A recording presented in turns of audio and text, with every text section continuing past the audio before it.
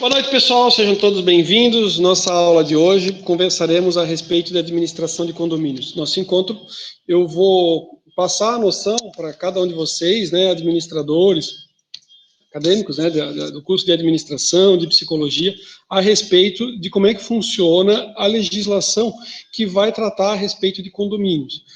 A conversa é uma conversa mais breve, acredito que no nosso encontro de hoje a gente aborde todo o conteúdo. Eu vou trazer um pouco da legislação, é de fundamental importância você conhecer a legislação que se aplica, né? Por quê? Porque assim, a gente quer retirar o síndico. Como é que funciona isso para destituir o síndico? Qual que é a atribuição do síndico? Qual que são os deveres de quem mora num condomínio edilício? Como assim, pessoal do condomínio edilício? Quem mora num prédio, né? Quem mora num prédio que tem as áreas que são privativas e tem as áreas que são comuns do prédio, o que se espera de um proprietário de um imóvel, de um morador, em relação ali, né, às áreas comuns. Então, tem uma questão da base legal, da questão da fundamentação legal, mas o objetivo é fazer uma conversa leve, tá?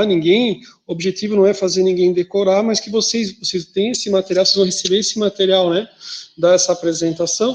Então, se vocês precisarem fazer uma consulta, vocês vão ter o material para consulta e vão conseguir resolver. Qual que é o meu objetivo? Comentei um pouquinho antes de começar a gravação, vou reafirmar. O objetivo é o quê? Que você, administrador, né, ou até profissional de uma outra área, possa vir a ser um síndico profissional, né, possa ser um síndico de diversos edifícios, assim como você, administrador, né, possa ser proprietário de uma administradora de condomínios. A administradora de condomínios, existe uma exigência legal que o profissional, o proprietário, seja administrador, registrado no Conselho Regional de Administração, e aqui o que a gente vai fazer é passar o conhecimento sobre o assunto. Não só o conhecimento jurídico, mas também do material, a segunda parte dele, ele mostra para vocês como é que você faz a gestão de um pequeno condomínio. Eu tive a oportunidade de ser o orientador de duas irmãs. Uma das irmãs fez um trabalho, eram as duas alunas, né, extremamente dedicadas e inteligentes e interessadas sobre o assunto, até porque elas estavam fazendo algo que era do interesse delas. É assim, ó, uma delas se formou em administração, a mais velha se formou em administração. O marido é engenheiro civil, eles já tinham alguns imóveis e eles constituíram uma administradora de bens. Foi um assunto de uma outra aula passada nossa, a respeito da administradora de bens e tudo mais. E a irmã, que era mais nova, ela é formada em contabilidade e daí eles constituíram, né, junto com a irmã mais velha, eles constituíram uma administradora de condomínios. Então eles têm uma carteira com diversos condomínios, né, que são por eles administrados. Legal? Então, assim, cada um, né, na sua formação e a relação. E é bacana quando eu verifico isso, porque você possibilita, né, possibilita você, para mim, que, além da satisfação de ter o acadêmico, mostrar para vocês, né, o exemplo do trabalho da área contábil, onde ela trouxe, assim, para um pequeno condomínio, né, o condomínio não tem personalidade jurídica, né, então você consegue fazer os relatórios de despesa, de receita, como é que funciona, eu vou conseguir mostrar para vocês também como é que você faz a gestão de um pequeno condomínio. Então, possibilitando para cada um de vocês, como profissional, conseguir gerir o condomínio, né, e se candidatar ou pleitear uma vaga de síndico profissional, beleza? Então tá, vamos ao nosso assunto, né?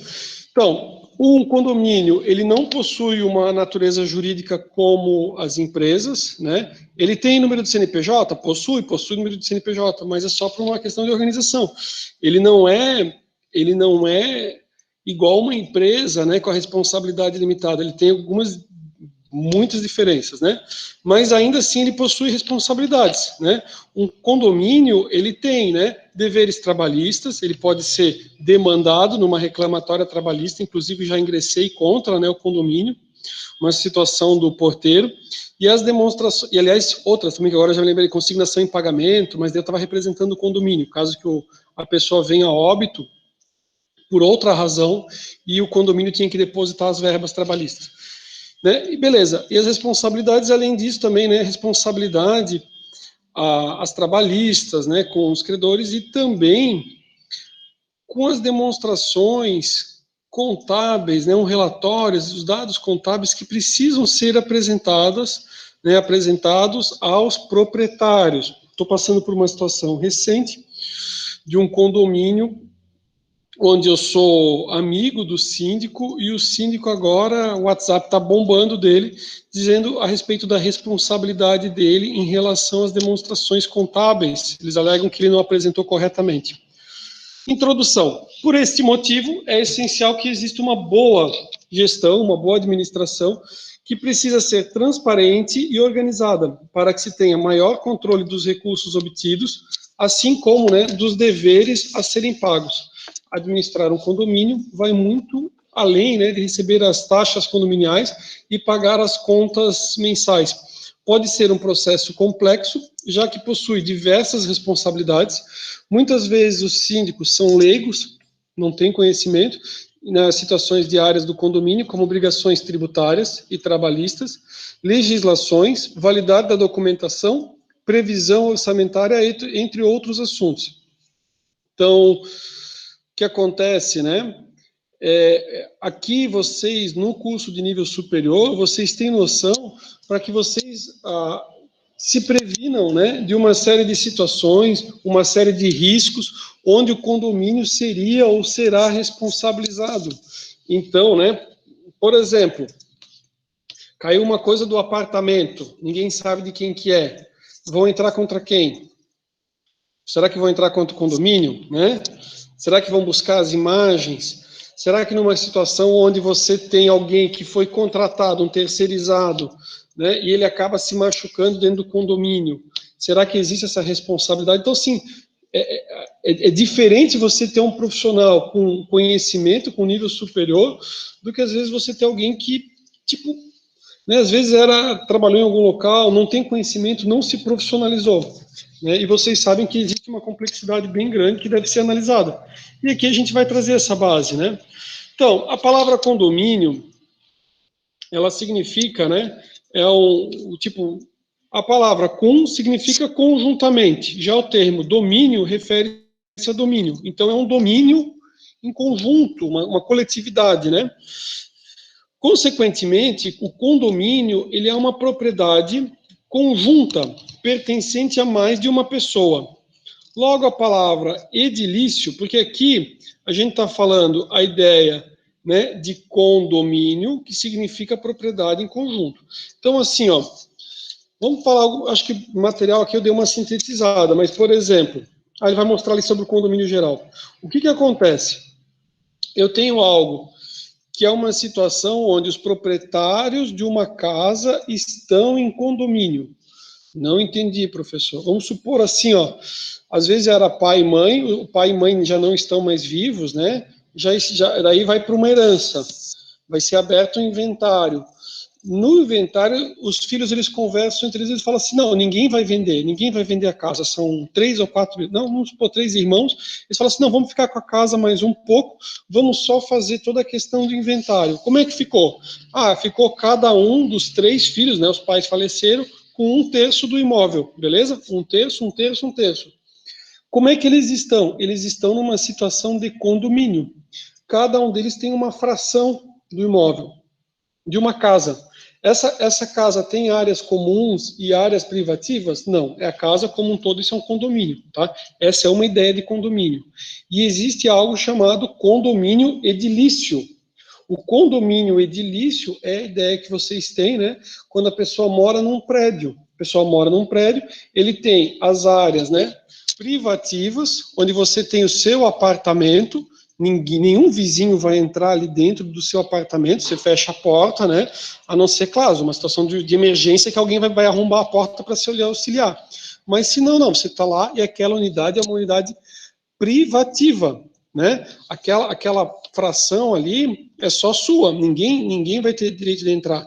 Assim como você vai ter ali a questão ali da sua vaga de garagem, bem direitinho, às vezes está demarcada, outros prédios já não, outros prédios têm vaga que é rotativa, né? Ele vai dizer que você tem uma fração ali, ou tem uma vaga rotativa, mas então você pode ter a vaga numerada bem certinho, assim como assim como existem áreas que são de uso comum. Como assim áreas de uso comum? Áreas onde, né, tanto você quanto o seu vizinho vão ter que usar, seja, né, os corredores, as escadarias, utilizar o elevador, assim como, dependendo do prédio, você tem toda uma infraestrutura e uma área de lazer. E daí são criadas normas ou regras, né, que vão estabelecer como é que vai funcionar esse condomínio edilício. E é sobre isso que a gente vai conversar também. É claro que não existe como você legislar, contra a lei, né? Você não vai dizer, a lei estabelece uma coisa e você no condomínio quer inventar um negócio muito absurdo. Se você quiser inventar um negócio muito absurdo, o que, que vai acontecer? Esse que foi lesado, ele vai entrar na justiça e vai dizer assim, olha, infelizmente, né, excelência, no meu condomínio está acontecendo tal situação. Essa situação aqui não é correta. E daí ele vai justamente, né, ou você vai fazer com que essa cláusula não mais exista, ou se você está sofrendo algum tipo de uma situação ali, né, aí vai obstar, né? Então, claro, tudo depende da situação e do caso concreto, que só dei uma base.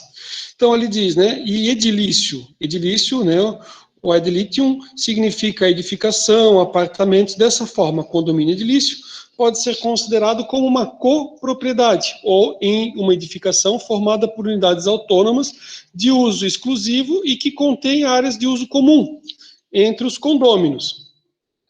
Também tem a questão, né, de nós termos condomínios chamados condomínios horizontais, né, de casas, vocês devem também ter visto também, que é diferente do loteamento, né? Estou tentando passar aqui, mas agora foi. Scavone Júnior esclarece que existem duas espécies de condomínio: o condomínio geral, que pode ser necessário, eventual ou convencional, conforme ali como é que acaba o surgimento dele, né? Ou o condomínio edilício, que é objeto de estudo. Então, nosso assunto hoje aqui é o tal do condomínio edilício, tá?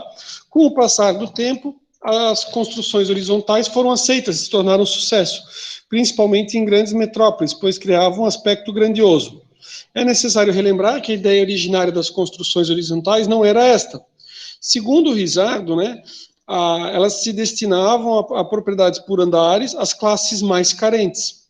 Na verdade, essas construções nada tinham a ver com o atual sistema de condomínio edilício, até porque é inexistente uma sistematização regulamentar. O que acontece? O desenvolvimento da indústria fez com que as pessoas migrassem para os centros urbanos. Só que a área urbana, ou mais próxima, né, de toda movimentação para sair daquela área rural, também teve uma valorização imobiliária. E com isso, ficava difícil a pessoa ir trabalhar numa indústria e ter a sua unidade.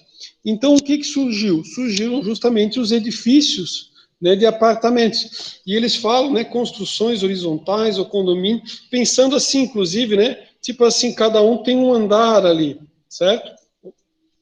Ou um espaço, né? A lógica é a seguinte: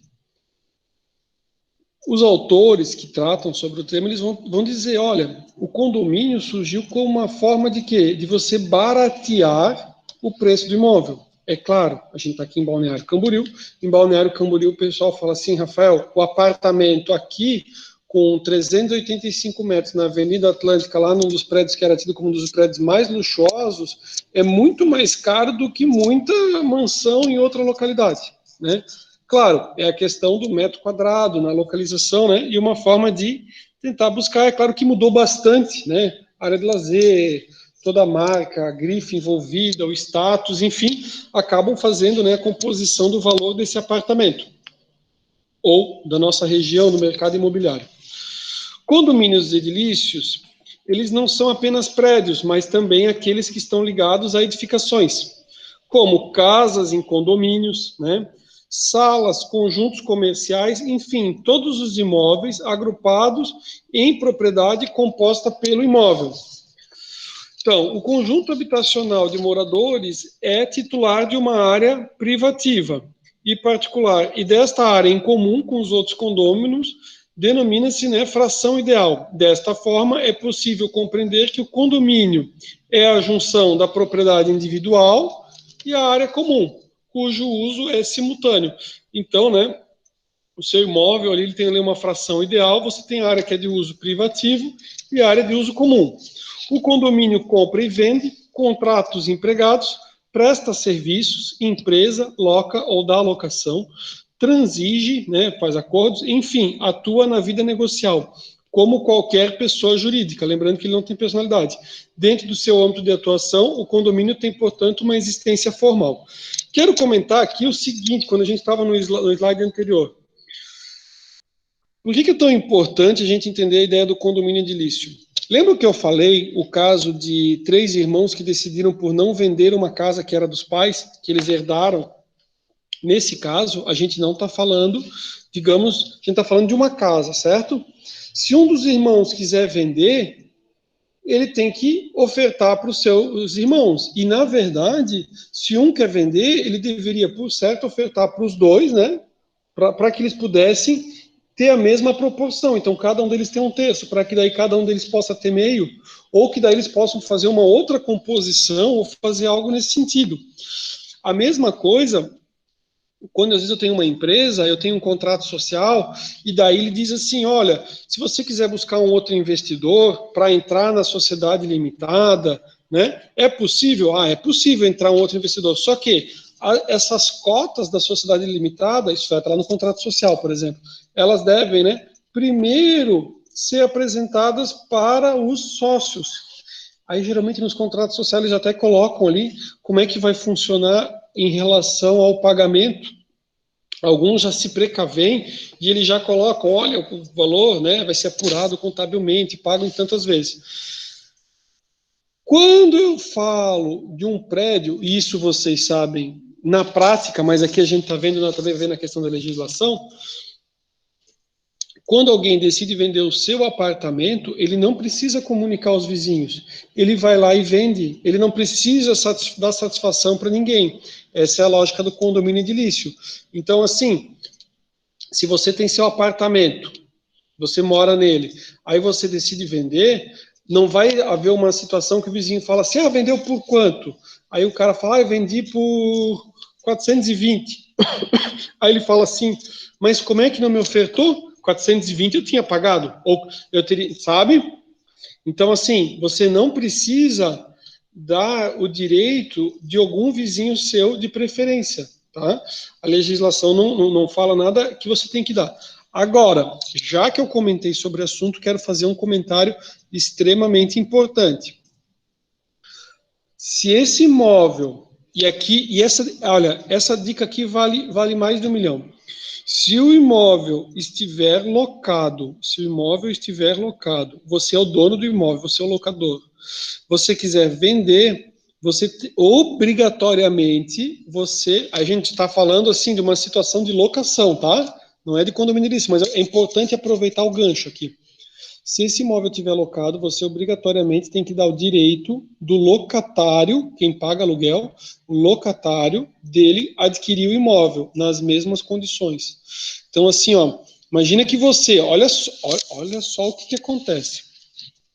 Você chega para o locatário, digamos que pode ser um de vocês ali, né, da turma aqui, e fala assim, ó, quero vender o apartamento por 420 mil.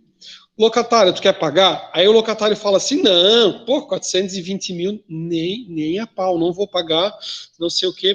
Aí daqui a pouco, olha a bucha.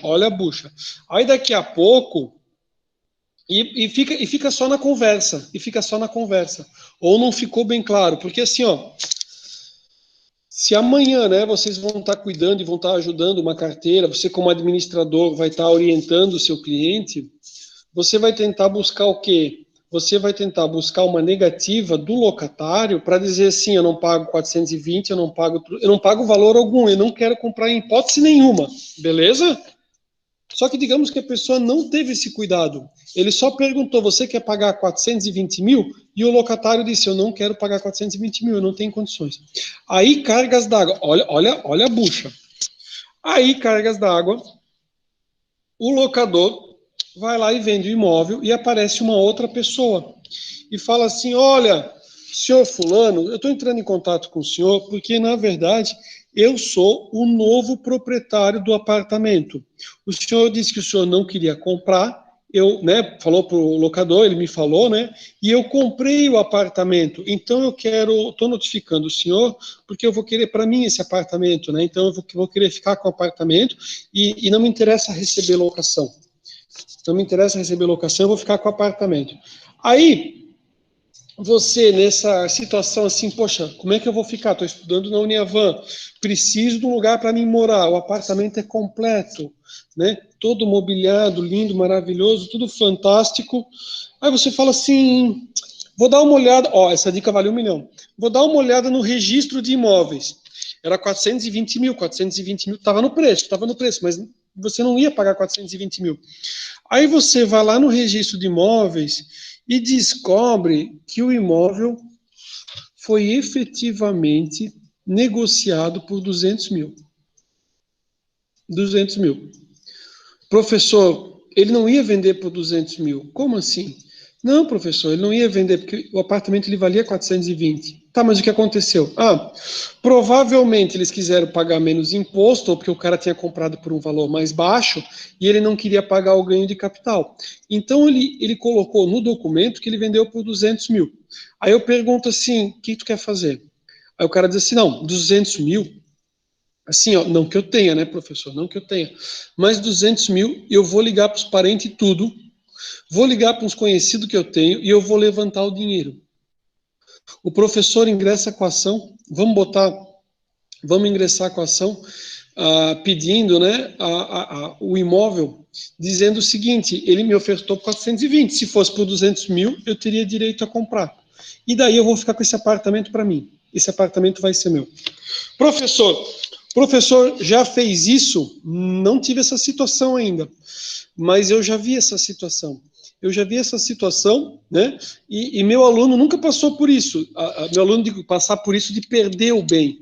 Mas eu já vi essa situação onde um senhor trabalhou a vida inteira, ele fez um galpão, o galpão na época, porque hoje em dia tudo é 1 milhão, né? O cara pergunta assim, quanto é que é o teu Mercedes? O cara fala assim, meu Mercedes é 500 mil, 2 Mercedes é 1 milhão, tipo, tudo 1 milhão, 2 carros é 1 milhão, né? Então é tipo, é bem diferente, mas há muitos e muitos anos atrás, 1 milhão era dinheiro, tipo assim, 1 milhão, né? Na época que um carro custava 13 mil, tipo, 13 mil o cara comprava um carro novo, né? Hoje em dia custa 50 um carro novo.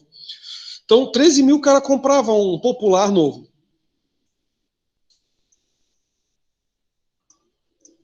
Eu acho que com uns 30 mil o cara comprava um equivalente a um Cruze, assim, completo. Enfim, a pessoa, um senhor velhinho, ele fez um galpão, ele locou esse galpão, e daí ele estava com receio de alguma cobrança, algum valor, e eles fizeram uma jogada. E nessa jogada, eles venderam o galpão de mais de 1 milhão para o filho dele. Ele fez uma negociação como se fosse uma compra e venda para o filho, por 200 mil. A pessoa que locava o galpão de 1 milhão, ele levantou os 200 mil, ele depositou em juízo e ele falou assim, esse galpão é meu.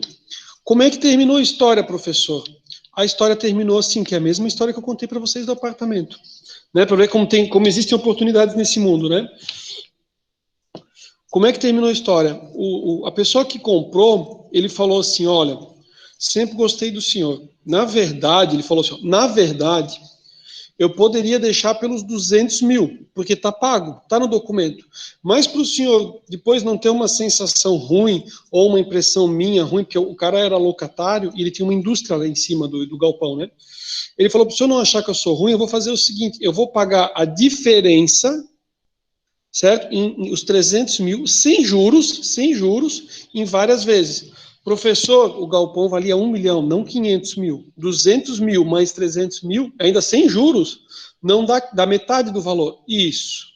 Então, assim, o cara chegou numa situação que ele falou, para mim não sair por ruim da história, eu vou te dar metade. Ou seja, aquele senhor, ele perdeu metade, porque só tinha o galpão, ele perdeu metade do patrimônio dele com um negócio mal feito. Então, assim, isso acontece muito, muito, muito, né? Às vezes o cara, ele não busca um profissional, ou né, tipo quem está aqui na faculdade comigo, que nem vocês, aqui o cara já sabe, de duas uma.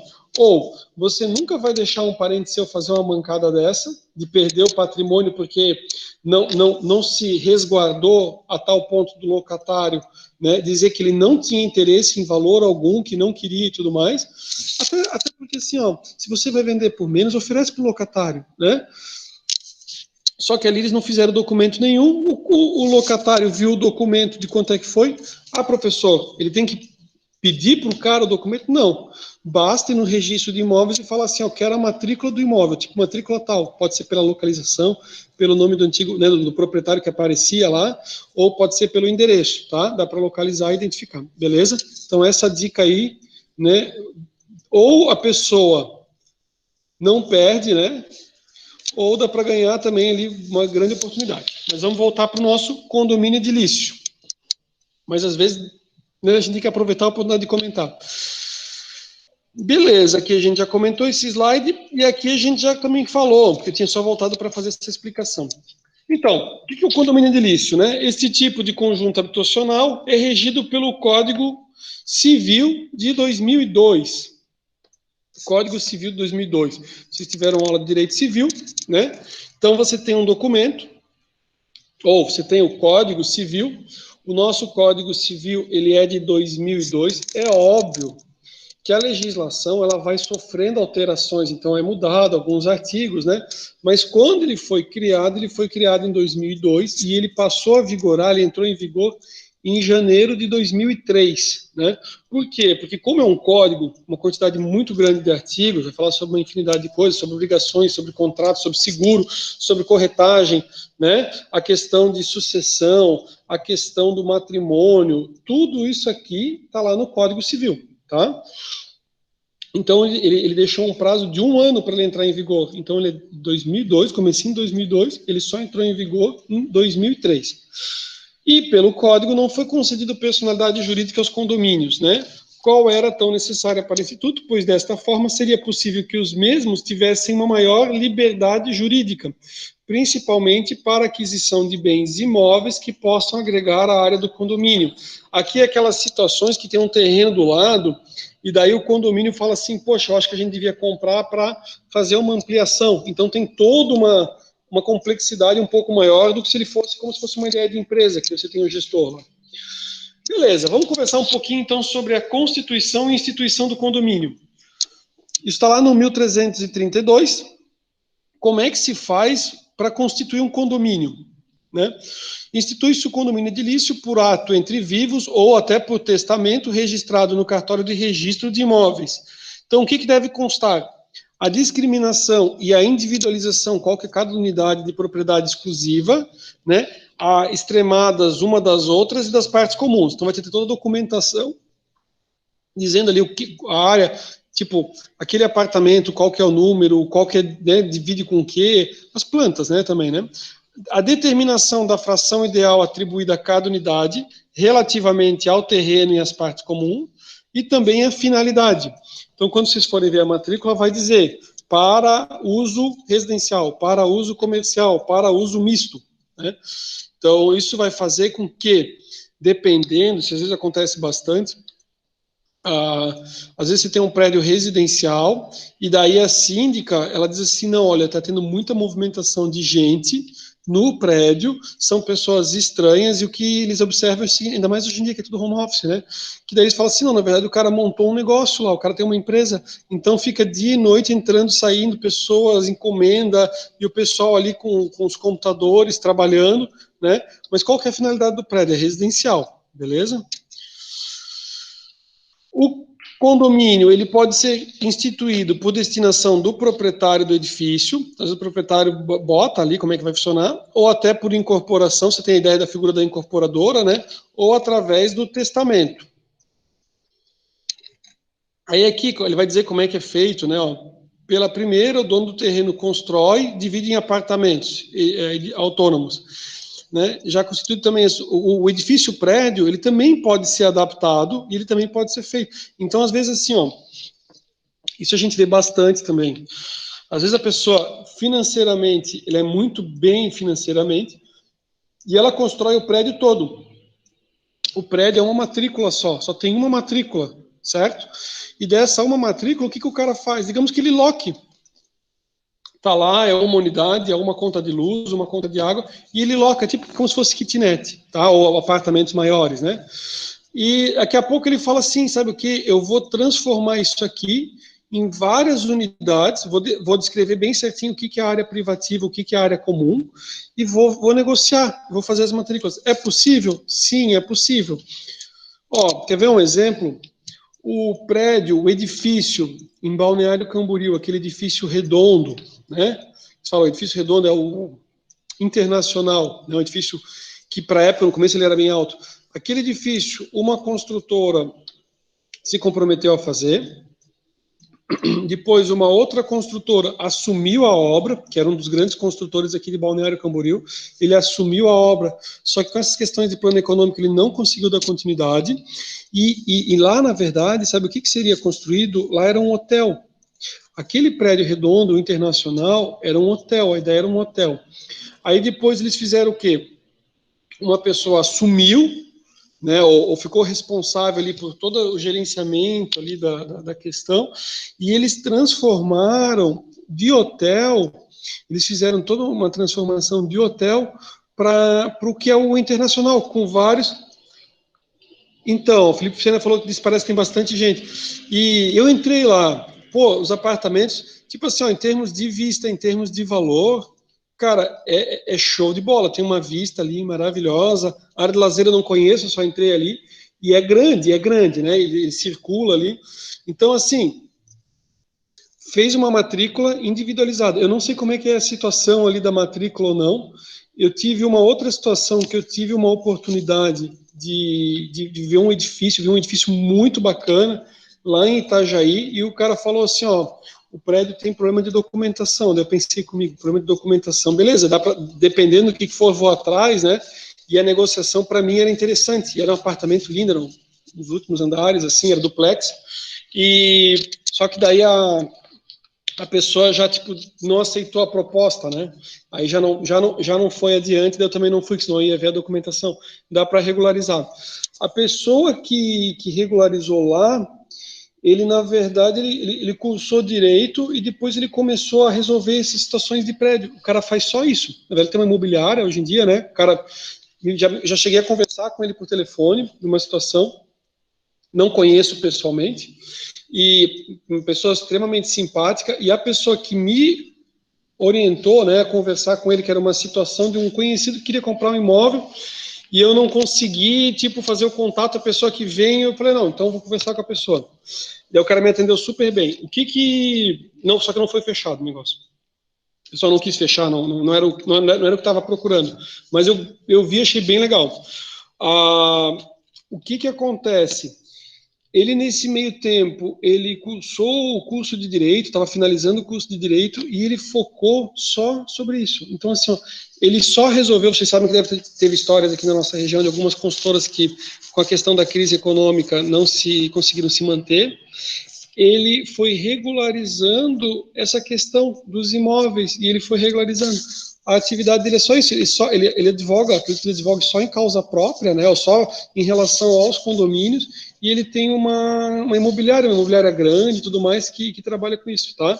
Bem legal, bem interessante, que é o que a gente está conversando a respeito, tipo, de uma administradora de condomínios, né? Às vezes a pessoa tenta buscar alguma coisa, uma oportunidade, e ali é uma situação do cara que ele fez a própria oportunidade, a oportunidade surgiu para ele, e ele agarrou e falou, não, deixa que eu vou gerir. O que ele faz?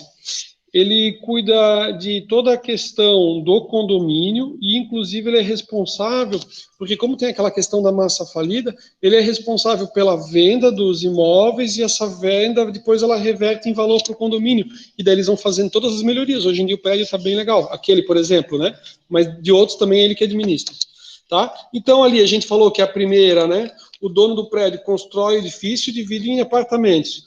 Né? A outra, que é edifício já construído, também é suscetível de ser adaptado para o mesmo fim. A segunda, a incorporação imobiliária é considerada pela lei uma atividade, mas tecnicamente o negócio jurídico de construção da propriedade horizontal, né? Embora às vezes o compromisso seja assumido em relação a alguns, quando o prédio já está em construção. Normalmente, os apartamentos são vendidos na planta. Aí o incorporador assume a obrigação de construir o edifício e entregar a habitação a cada adquirente. Aqui, a gente teve uma alteração recente, o material aqui ele não consta, porque é uma citação direta, mas a gente teve uma alteração recente a respeito dessa questão do incorporador, porque antes o incorporador ele é obrigado a adquirir o imóvel, e tinha uma série de conflitos aqui nesse ponto. Aqui também não, é algo que também não a gente não entra nesse ponto, né?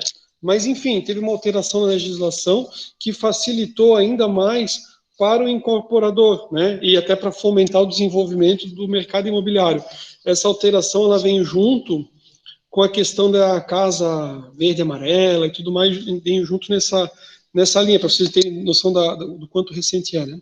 A terceira forma de instituição do condomínio é por testamento, em que se recebe por herança um prédio que deverá ter tal configuração. Então, o testamento vai dizer como é que vai ser a configuração. Deverá se constar do acervo hereditário um edifício de apartamentos exclusiva de cujos e se a partilha entre os cordeiros constituindo a outorga de apartamentos a cada um deles. Beleza. Então, condomínio edilício, onde é que ele está? Né? Ele está previsto no 1333, que assim dispõe. A convenção que compõe o condomínio edilício precisa ser atinada pelos titulares, no mínimo de 2/3 das frações ideais, e torna-se obrigatória para os titulares de direitos sobre as unidades, que devem cumprir com que a convenção rege.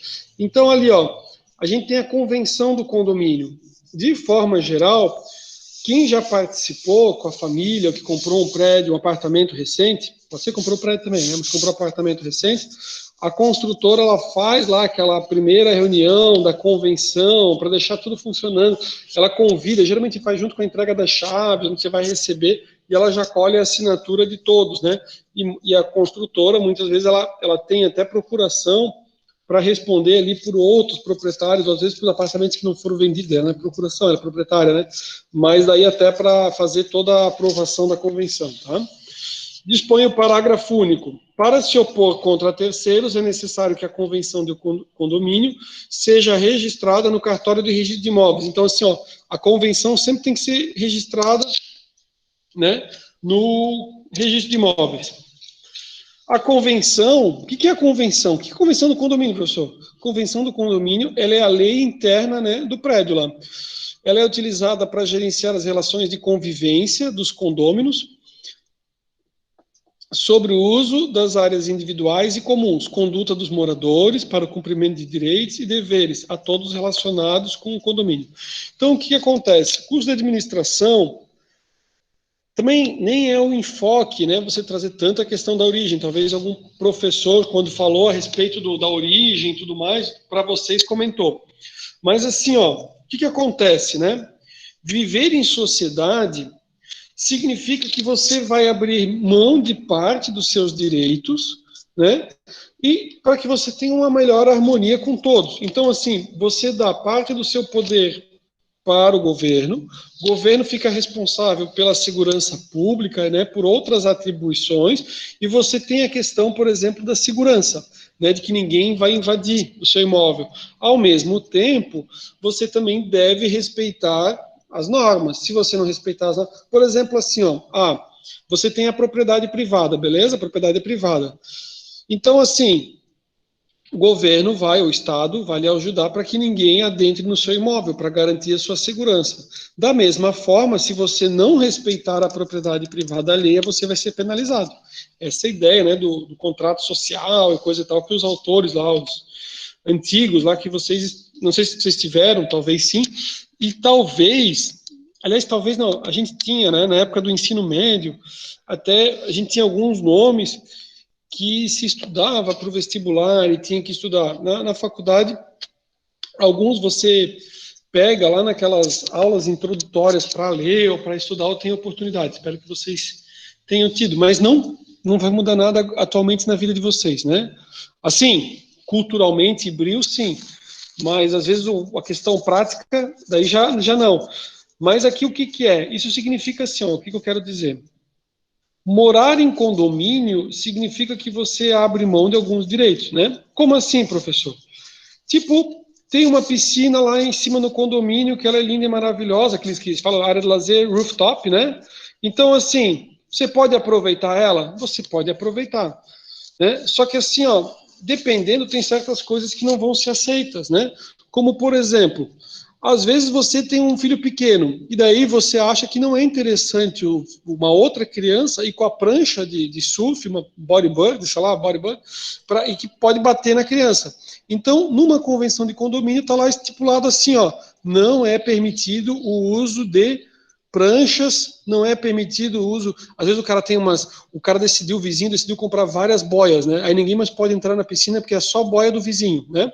Então, condomínio chega lá numa reunião conjunta e decide que não pode ter boia.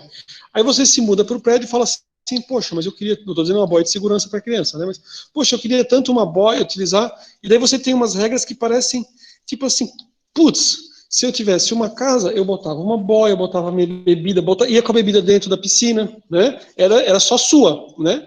Agora, se você mora em condomínio, infelizmente tem essas situações, né? Não vou comentar o caso. Esquece.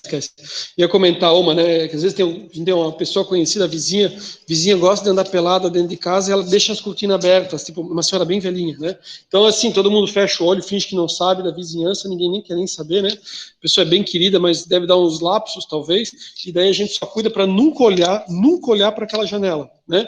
Porque é assustador, beleza? E está gravada essa parte, né? Não deveria estar, enfim. É triste, né, ter comentado. Enfim, convenção do condomínio, mais especificamente, é o ato normativo interno, né, do microsistema de condomínio, aprovado pela vontade dos condôminos em assembleia. Destina-se a regular as relações entre os condôminos, mas entendendo-se sua aplicação a terceiros que frequentarem o prédio ou forem ocupantes. Aqui é bem interessante pelo seguinte, ele vai trazer o seguinte, por exemplo, você comprou um apartamento num prédio, comentando com vocês como síndico, né? Amanhã você é síndico profissional. E daí, a pessoa fala assim, mas eu não assinei a convenção de condomínio, eu não participei, eu comprei o prédio agora. Não interessa. É tipo a norma local, né? Então, tipo assim, aqui no prédio funciona assim. E essa obrigação, ela se estende tanto para quem comprou o apartamento, como se estende também para alguém que vai lá lhe visitar, né? Então, assim, tem lá a piscina, por exemplo. Aí o condomínio ele não veda a outra pessoa utilizar a piscina aqui, né? Tipo assim, vem uma visita sua, vem um parente seu, ele pode usar a piscina? A convenção não diz nada, então, a princípio, ele poderia usar a piscina, beleza? Aí ele chega, ele tá lá com bebida dentro da piscina. Aí você diz assim, olha, bebida dentro da piscina não é permitido. A convenção de condomínio diz que não é permitido. Aí ele fala assim, não, mas eu não sou morador aqui. Eu vim aqui de visita. Ele também tem que cumprir? É claro que sim. É claro que ele tem que cumprir, né? Questão dos animais, alguma coisa assim que foi estipulado, né? Tipo, a respeito da circulação, ou a questão de algumas áreas ali que os animais devem ou não devem ir, né? Você tem uma área que é só para. Às vezes você tem uma área que é só para animal, às vezes você tem uma área que é só para cachorrinho, cachorro, que é para criança, né? E talvez na área onde estejam os bebês, talvez alguém que tenha bebê num condomínio maior não tenha tanta afinidade, ou não, mas depende. Agora, aquele que não tem afinidade, se o condomínio disser assim, a área lá que é das criancinhas não deve haver animais, deve ser respeitada, tanto pelo morador quanto pelo terceiro. Lembrando que, assim, que nem o Felipe tinha dito, né? Os condomínios, eles se desenvolveram tanto, a gente tem condomínios tão gigantescos ou maravilhosos, né?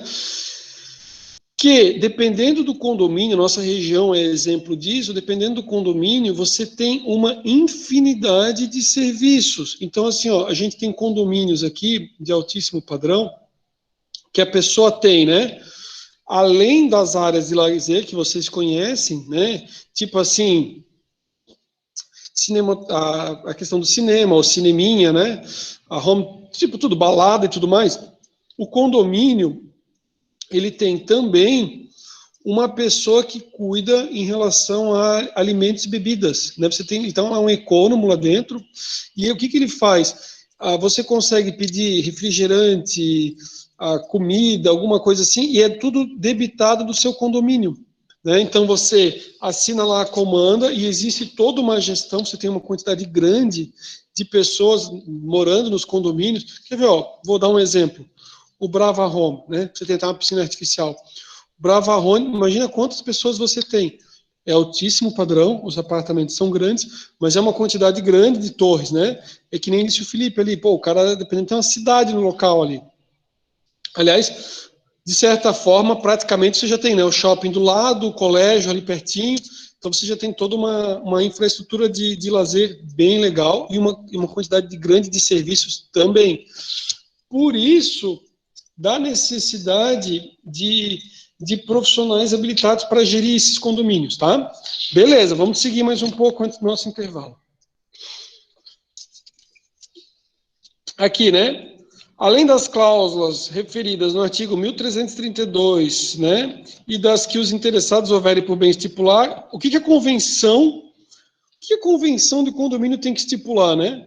Então, ela tem que dizer, né, que a gente falou antes da fração ideal, a cota proporcional e o modo de pagamento das contribuições dos condôminos para atender as despesas ordinárias e extraordinárias do condomínio, como é que funciona a administração, inciso 3, a competência das assembleias, a forma de convocação e o quórum exigido para as deliberações. Então, assim, ó, você está com alguma dúvida, você vai lá e vê a convenção de condomínio, né? Lembrando que ela também não pode ser contrária à lei. Se a lei disser que todos têm que assinar, para que seja feita uma alteração, todos vão ter que assinar. Não dá para a convenção estabelecer ali um percentual menor. Por quê? Digamos que o condomínio decida fazer uma reforma ali, tipo, sem necessidade ali, que vai modificar por inteiro toda a questão estética da fachada do prédio, né? Todos têm que estar cientes, todos têm que estar participando, todos têm que estar de acordo com isso, tá? Também as sanções, né, ou seja, as penalidades, a que estão sujeitos condôminos ou possuidores, e também vai tratar, né, a respeito do regimento interno, vai aparecer o regimento interno. Além das especificações das áreas comuns e exclusivas, a convenção do condomínio, né, mister se faz anexar o comprovante do recolhimento do ISS, aqui ele está falando aqui como é que funciona para instituir. Então, assim, ó, tem que trazer o recolhimento que pagou o imposto sobre a prestação de serviços, né, que é o imposto sobre serviço da obra, a certidão negativa de débitos previdenciários, né, a CND, certidão negativa de débitos, comprovando o recolhimento do INSS da obra. A esses documentos é necessário anexar o auto de conclusão, que é o ABITSE. Por isso, que o que acontece?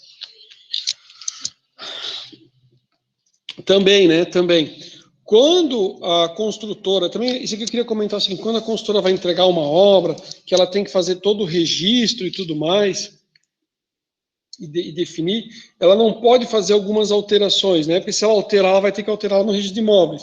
Então, em algumas situações, a gente verifica, escuta bastante, né? A construtora diz assim, olha, não posso fazer. Por quê? Porque eu vou entregar conforme eu coloquei lá no projeto, porque senão eu não consigo receber o ABITSE. Eu preciso receber o ABITSE para justamente, né, fazer toda a constituição, inclusive a instituição do condomínio, tá? Todos esses documentos são levados ao oficial de registro de imóveis com a ata da assembleia da instituição e eleição do primeiro síndico, né? Por isso que as construtoras aproveitam ali o momento de entrega das chaves, que é o momento que eles combinam no final de semana para que tenham todos presentes ou o maior número de presentes possíveis. Com o registro pelo oficial, o condomínio está instituído. Essa é a lei que vai tratar ali, né? A instituição do condomínio pode ocorrer, que é a questão, toda a parte de registro, né, dos cartórios 6.015. A instituição do condomínio pode ocorrer igualmente através da incorporação imobiliária. A incorporação imobiliária é imprescindível nos casos de edifícios a construir, vendidos através da oferta pública para entrega futura. Beleza, aqui ele explica, né, como o incorporador oferece um bem para entrega futura, é necessário que esses documentos sejam registrados no auto denominado incorporação, para conceder alguma segurança aos adquirentes. Aí aqui, a gente vai começar a tratar a respeito da unidade autônoma e as áreas comuns. Então, o que ele diz? Ele vai dizer assim, olha, existe a unidade autônoma e as áreas comuns. Então, Parágrafo 1º. As partes suscetíveis de utilização independente, tais como apartamentos, escritórios, salas, lojas, sobrelojas, né, são as áreas privativas, né? E, ó... Ah, não, desculpa. Aqui, ó. O que eu quero? Estou lá no parágrafo 1º ainda. Elas podem ser alienadas, gravadas livremente por seus proprietários. Então, aqui tem uma parte a mais que eu quero mostrar para vocês. O meu apartamento, digamos, né, meu apartamento, o apartamento de vocês podem vender, que nem eu falei, livremente, tá? Ah, eu preciso pegar um empréstimo e eu vou deixar o meu imóvel em garantia, vou alienar ele, por exemplo, né? Pode ser feito? Pode. Preciso falar com meus vizinhos, precisa fazer uma assembleia para dizer para todo mundo que eu vou precisar pegar um dinheiro emprestado e o banco vai querer o apartamento de garantia? Não, nunca, né? Jamais. Agora, tem um ponto aqui que a legislação ela fez uma alteração já há um tempo atrás, né? 2012, já há bastante tempo até. Triste quando a gente envelhece, né? Mas que ela vai tratar a respeito do abrigos de veículos, garagem, né? A garagem. Por quê? Porque aqui tem um conflito bem grande, que é o seguinte, tem caso assim, tá? Digamos que a construtora ela faz o prédio, só que o prédio ele tem várias vagas, vários apartamentos, obviamente, e várias vagas de garagem. E tem, inclusive, vagas a mais que os proprietários podem comprar. O que acontece? Se cada documento ele tem uma matrícula, tem prédio assim, ó, tem prédio que você vê a matrícula, o apartamento, imóvel, né? Imóvel, que você tem a matrícula do imóvel e ele diz assim, o apartamento, tantos metros, e ele fala o número das vagas de garagem, dá toda a descrição do apartamento, numa única matrícula. E tem matrícula que é assim, ó, essa é a matrícula do apartamento, essa é a matrícula da vaga 9 e essa é a matrícula da vaga 10. Entendeu? Cada vaga de garagem tem uma matrícula, um documento. Então, se a pessoa quiser 3 vagas de garagem e o apartamento puder, né, manejar para que ele tenha e o outro também tenha suas vagas, beleza, tá? Então ele vai comprar a vaga. Aconteceu em alguns prédios que a pessoa, como podia negociar tudo livremente, e tem a preocupação da convenção, né, do condomínio, digamos assim, ó, imaginem vocês, tá? Um apartamento, isso aconteceu aqui em Balneário Camboriú, por exemplo, tá? Mas não era Avenida Atlântica, mas digamos assim, ó, a pessoa, porque é difícil, ó, é bem difícil, nos prédios mais antigos, você tem uma quantidade de vagas grande, né? Mesmo os frentes mar, você tem apartamento com 2 vagas de garagem. Só que o apartamento é amplo e hoje em dia todo mundo tem, né? Um carro, o carro do marido, o carro da mulher, aí a mulher vem passar uns dias, ou o marido vem passar uns dias, depois a mulher vem no outro dia porque estava trabalhando, e daí o seu filho também tem carro, e daí cada um tem... Então, assim, ó, brincando, um casal e um filho tem 3 carros. Antigamente o pessoal vinha, todo mundo aglomerado dentro do carro, beleza, passar as férias. Hoje em dia cada um vem com o seu carro. Isso porque eu não estou nem falando da situação assim, que daí o cara tem um carro para sair, um outro carro esportivo para correr, outro nada disso. Só falando do caso simples.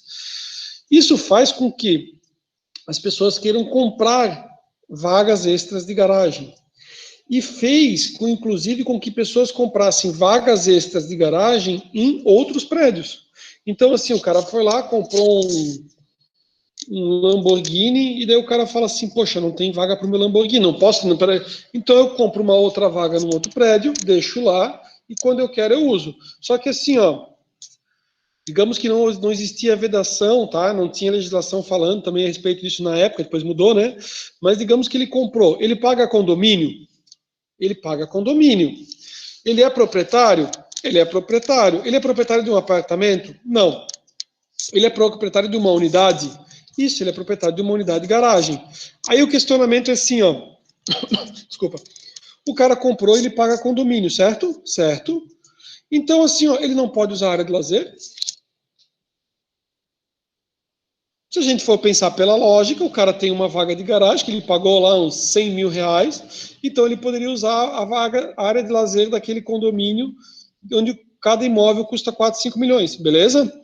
Então a legislação, para tomar esse cuidado, né? Ou justamente porque isso gerou com certeza uma série de conflitos, né? Uma série de conflitos no judiciário do cara dizer assim, não, você não pode usar. O cara diz, não, eu tenho unidade aqui, eu tenho uma unidade aqui, eu vou usar essa área de lazer. Tipo, não tem como me barrar. Então, o artigo ele tem essa redação, que é o quê? As partes suscetíveis de utilização independente, tais como apartamentos, escritórios, salas, lojas, sobrelojas, com as respectivas frações, né, sujeitos à propriedade exclusiva, é uso exclusiva, podendo ser alienadas, gravadas livremente por seus proprietários. O cara pode fazer o que ele quiser, ele pode comprar, vender, não interessa para ninguém. Aí diz, ó, exceto, essa é a alteração, exceto os abrigos para veículos, que não poderão ser alienados ou alugados a pessoas estranhas ao condomínio, salvo, o salvo é exceto autorização expressa na convenção do condomínio. Então, se a convenção do condomínio disser que pode... Lembra que eu falei que eu comprei um apartamento, daí, digamos, né? Hipoteticamente, eu tenho um apartamento, eu tenho 2 matrículas de vagas de garagem, eu poderia vender essa vaga de garagem. A pessoa poderia comprar e vender livremente, entenderam? Certo? Se a convenção de condomínio permitir, eu posso comprar e vender livremente, né?